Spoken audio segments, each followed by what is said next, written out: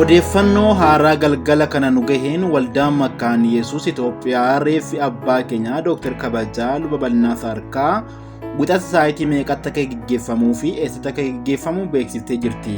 Kana malees waan haarawaan kanaan dura baratamee hin beekne sirna geggeessaa reeffa isaanii irratti akka ta'uuf dhaamsa isaan utuu lubbuun jiranii keewwatanii deeman tokko isin dhageessifna.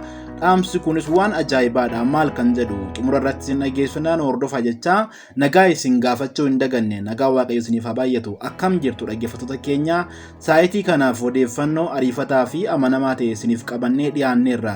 Chaanaalii kanaaf namooti haaraa taatan chaanaalii keessan kana subscribe gochuun maatii tahaa jecha hunda dursee akka isin qaqqabuuf mallattoo bilbilaa tuqaa isiniin jenna. Like gochuudhaan dhaggeeffachuu jalqabaa gara odeessa keenya bal'inaatti isin dabarsina. Sirni geggeessaa reeffa abbaa keenya Luba Bal'inaa Saarkaa bifa kabaja qabuun bakka keessummoonni gurguddoo, firootii fi abbootiin amantii gurguddoon argamanitti akka raawwatamuuf murtaa'eera.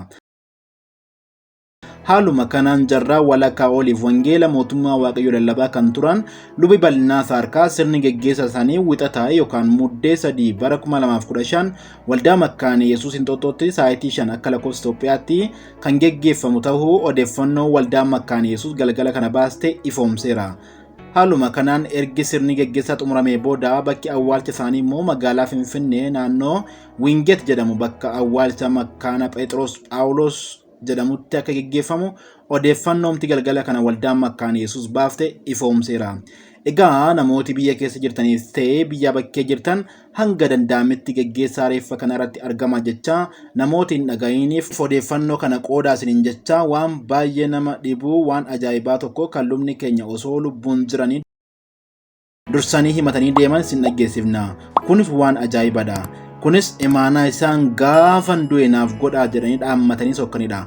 Akka kanatti aanutti isin dhageessifna. Imaanaa Lubni Bal'inaa Saarkaa osoo hin du'in dura maatii fi hiriyoota dhiyoo isaaniitti akkas jedhanii: awwaalcha koo irratti namni kamiyyuu uffata gurraacha uffachuu hin qabu. Namni hundinuu uffata adii uffachuu qaba. Namni hundinuu bu'aa osoo hin taane faarfachaa na geggeessuu qaba jedhanii dhaammatanii deemuu maddeen garaagaraa gabaasaa jiru. Dhugumattuu luba keenyaaf gadduu osoo hin taane hojii isaanitti kenname haala ulfaataa keessaa dadhabee osoo hin jedhin hojjechuun ergama isaanii xumuranii deemaniiru. Kanaaf isaan ni du'an osoo hin taane gara abbaa isaanii deemanii jenna. Kanaaf gammachuudhaan gara abbaa isaanii faarfannaadhaan geggeessuun nurraati eegama. Egaa akka sabaatti amantootattis nama jabaa dhabnus Waaqayyo ofii isaa waan fudhateef inni waan godhe irratti immoo hin komatamu. Kanaaf ni galateeffama malee. Dhaggeeffattoota keenya, odeeffannoon dhimma geggeessaa abbaa keenya nama jabaa Luba Bal'inaa Saarkaa irratti bahee saayitii kanaaf kan qabanne kanuma hangammaati. Namooti haarawaan gara chaanalii keenya dhuftan subscribe godhaa. Odeeffannoo keenya ariitiidhaan argadhaa isiniin jecha kallattiimaan sagantaa abbaan keenya osoo lubbuun jiran tajaajilan tokko isin affeerra. Saayitii muraasaa booda odeessa biroon hanga walitti deebinutti turtii gaarii nuuf qabaadhaa isiniin jenna. Eebbifama. ከሱ ቀጥሎ መብራት ኃይል ነው። መብራት ኃይል ከሶስት ነገር ይመነጫል በኢትዮጵያ: ከፀሐይ፣ ከውሃ እና ከንፋስ። እነዚህ ሶስቱ ተጠራቅመው ከኛ አልፈው ወደ ጎረቤት ሀገሮች ሄደው ብዙ ገቢ ያመጡልናል። በኢትዮጵያ ደግሞ 3 ቤት እስከ ቆመች ድረስ መብራት ኃይል ይሄዳል። ማለት እያንዳንዱ ኢትዮጵያዊ መብራት ኃይል ማግኘት እድል አለው ማለት ነው።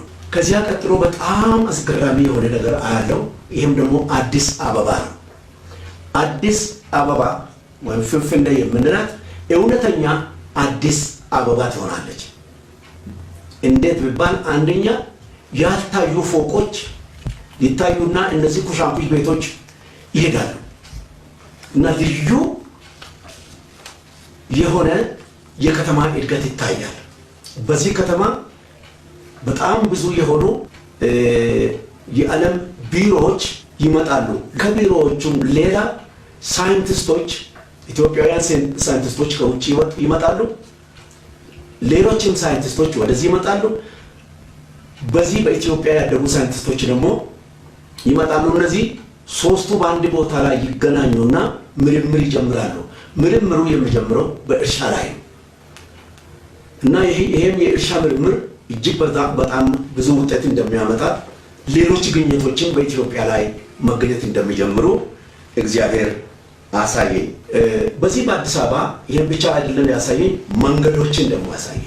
ይሄ ከአዲስ አበባ በአምስት አቅጣጫ የሚወጣው መንገድ እስከ ካሜሩን፣ እስከ ደቡብ አፍሪካ፣ እስከ ግብጽ የሚሄድ የአፍሪካ ዓለም አቀፍ መንገድ ይሆናል። አፍሪካ ደግሞ አንድነቷን ወደ ሙሉ አንድነት ታመጣና በኢኮኖሚ አንድነት ትመሰርትና በአንድ ፓስፖርት በአፍሪካ ውስጥ እንደ ልብ መሄድ ይቻላል። መንገድ ብቻ ሳይሆን የልማት ነገሮች በሐይቆቹ ዙሪያ፣ በግድቦቹ ዙሪያ፣ በወንዞቹና በጅረቶቹ ዙሪያ በጣም ብዙ አትክልትና ፍራፍሬዎች ማለት በመስኖ በሞቶር በተለያየ መንገድ ሲመረቱ አየው።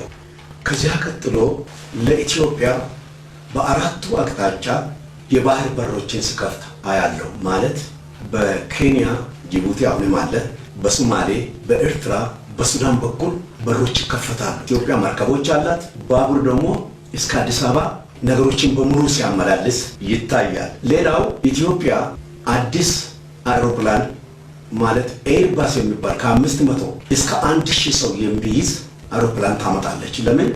ሰዎች ከተለያየ ሀገር ወደ ኢትዮጵያ በብዛት ይመጣሉ።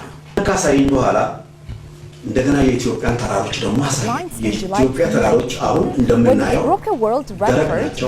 በላቸው ላይ ምንም ነገር የለም ከድንጋይ በስተቀር። ደን ለብሰው ከደኑ ብዛት የተነሳ የእንጨት ኢንዱስትሪ በኢትዮጵያ ሲሆን እንጨትን ወደ ውጭ ስንልክ አሳየኝ። እንግዲህ ይሄንን ሁሉ ካየሁ በኋላ አንድ አስገራሚ ነገር ደግሞ መጣ። ይህ አስገራሚ ነገር ምንድነው? ምድርቱ በሙሉ ባርኖስ በሚመስል ጥቁር የሐዘን ልብስ ተለብሳለች። ምንድነው ብዬ ስመለከት ለረጅም ጊዜ በከንቱ የፈሰሰ ደም፣ በምድርቱ ላይ ያለ እርግማን፣ ግብዝነት፣ የተለያዩ እነዚህ የክፋት ስራዎችና የኃጢአት ስራዎች እንደሆኑ አሳየኝ። ከዚህ በኋላ አራት ሰዎች ከአራት ገጽ ከምስራቅ፣ ከምዕራብ፣ ከሰሜን፣ ከደቡብ አራት መቀስ ይዘው ይነሳሉ። ይህንን የሐዘን ጨርቅ እስከ መሃል ድረስ አራቱን ቆርጠው ይመጡና አራታቸው የቆረጡትን የመጨረሻ ጫፍ ይዙና እንዲህ ይገለብጡታል። ጨርቁ ተንከባሎ ይሄዳል። የኢትዮጵያ አበሳ እና እርግማን እንደተንከባለለ ካሳየኝ በኋላ እግዚአብሔር ከዚህ የደም መፋሰስ ከችግር ኢትዮጵያ መፈታቷን፣ ከዚህ ከሐዘን ጨርቅ ስር የወደቁ ሁሉ ሳር፣ እንስሳ ልና 17 ጊዜ እስር ቤት ስገባ አንድ ጊዜ የሞት ፍርድ ሲፈረድበት አልፈራም። ወንጌላችን ገና ድል ያደርጋል። የእግዚአብሔር ቃል ገና ለምን ይዞራል? በአራቱም ማዕዘን ይዳረሳል። ሁሉን ይለውጣል፣ ያሸንፋል። ወንጌላችን ገና ድል ያደርጋል። የእግዚአብሔር ቃል ገና ለምን ይዞራል? በአራቱም ማዕዘን ይዳረሳል። ሁሉን ይለውጣል፣ ያሸንፋል። ስታሰር 2000 ምዕመናን ከነቀምቴ እስር ቤት ተውኝ። ቁርስ የሚያመጣልኝ የለም፣ ሰላም የሚለኝ የለም። ዘመዶቻቸው ከኔ ጋር ታስሯል፣ ይበላሉ። ለኔ ግን ቁርስ